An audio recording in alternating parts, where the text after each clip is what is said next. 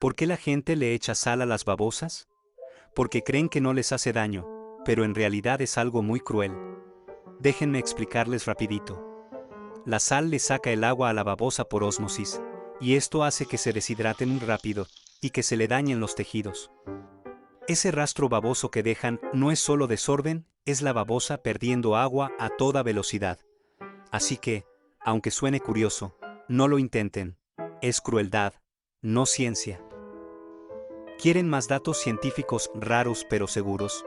Síganos para datos rápidos, experimentos más amigables.